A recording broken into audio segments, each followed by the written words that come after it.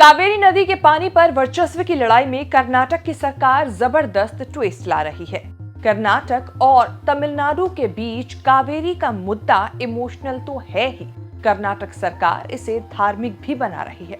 कर्नाटक के deputy CM D K Shivakumar ने idea निकाला है कि क्यों नहीं कावेरी नदी पर आरती शुरू कराई जाए, जैसे वाराणसी में गंगा आरती होती है।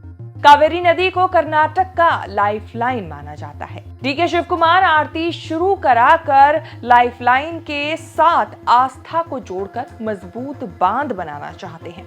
कर्नाटक के डिप्टी सीएम और सिंचाई मंत्री डीके शिव कुमार मंत्रियों और कांग्रेस विधायकों को लेकर मैसूरू के कृष्णराज सागर बांध देखने पहुंचे थे। कावेरी नदी किनारे पहुंचते ही आस्था और भक्ति वाला आइडिया क्लिक हुआ। कावेरी नदी में वाराणसी जैसी गंगा आरती कराई जा सकती है।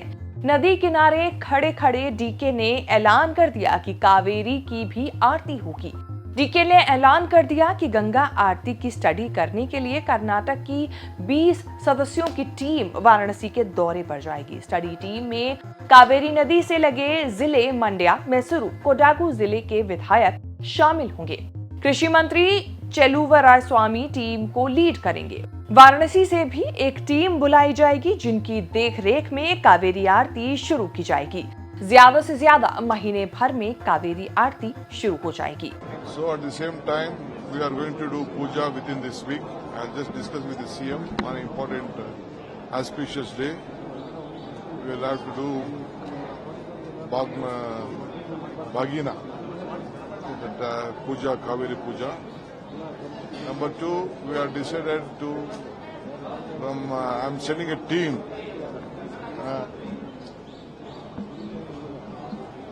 I'm sending a team to Varanasi, as there is Ganga Puja. The same type of puja will be started in the next year.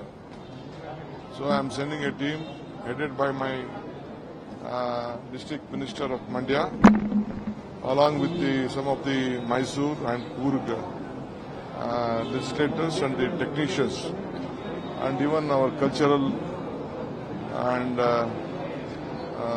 our Dharmika Datti ministry also. Varanasi में गंगा आरती 1991 में शुरू हुई थी। करीब 33 साल से दशाश्वमेध घाट पर हो रही है गंगा आरती की ख्याति पूरी दुनिया में फैल चुकी है।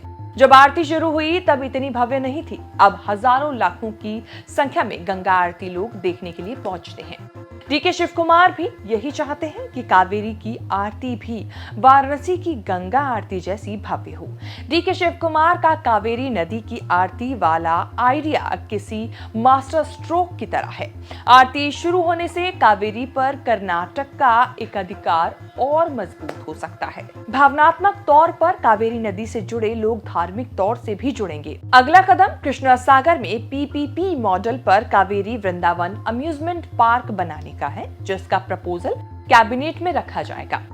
डीके का आइडिया लाइफलाइन कावेरी से आस्था, पर्यटन और रोजगार को जोड़ना है। गंगा नदी की पूजा इसीलिए होती है क्योंकि हिंदू धर्म में धार्मिक महत्व माना जाता है। कावेरी नदी का नियति ये है कि इसके पानी के बंटवारे को लेकर 140 साल से दक्षिण के राज्यों में जंग छिड़ी हुई है। अंग्रेजों से लेकर केंद्र सरकार, सुप्रीम कोर्ट की दखल के बाद कावेरी की लड़ाई खत्म नहीं हुई। मामला कितना संवेदनशील है इससे समझिए कि कर्नाटक में कांग्रेस और तमिलनाडु में डीएमके कांग्रेस की सरकारें होने के बाद भी तनातनी छिड़ी हुई है। सुप्रीम कोर्ट और कावेरी ट्रिब्यूनल के आदेशों के बाद भी कर्नाटक तमिलनाडु की मांग पूरी करने के लिए पानी देने को तैयार नहीं। कर्नाटक के हठयोग से तमिलनाडु के सीएम एमके स्टालिन बेहद नाराज है, लेकिन वो भी सिर्फ कोर्ट के जरिए पानी पर दावा कर सकते हैं। Due to the rain gods, we have got sufficient water. We are supposed to leave 40 TMC of water. Now already the authority had given us permission to release from 11 to 31st. Still there is some time. About 1 TMC a day. 1 TMC a day. But now, as on today, we have released 20 TMC was supposed to leave. Now we have released 30 TMC of water has gone as on now, the present status. And every day, I think by 31st or 1st, we may complete our quota of 40 TMC. Karnataka पानी देता भी है तो ऐसे जैसे एहसान कर रहा हो। हिंसा, विरोध प्रदर्शन, मुकदमों का 140 साल पुराना इतिहास है। कर्नाटक में सरकार किसी की भी पार्टी की हो, चाहकर भी अपने मन से पानी देने का फैसला नहीं कर सकती। कावेरी पानी बांटने से किसानों की नाराजगी की तलवार लटकती है। नदी देने से अदालत की अवमानना का खतरा पैदा होता है। कर्नाटक और तमिलनाडु में सरकारें किसी की भी हों, कावेरी नदी के पानी के सवाल पर नहीं झुकना ही सबसे बड़ी मजबूती और राजनीति है। कर्नाटक के कोडागु जिले से निकलती है और तमिलनाडु, पुडुचेरी, केरल से होती हुई बंगाल की खाड़ी में जा मिलती है। कर्नाटक में कावेरी नदी को लाइफलाइन माना जाता है, लेकिन तमिलनाडु भी कावेरी पर उतना ही निर्भर है। चारों राज्यों में कावेरी नदी पीने के पानी और खेती किसानी की समस्याओं का समाधान है। ये झगड़ा इसीलिए चल रहा है क्योंकि कर्नाटक अपनी जरूरतों के लिए पानी छोड़ने के लिए तैयार नहीं होता।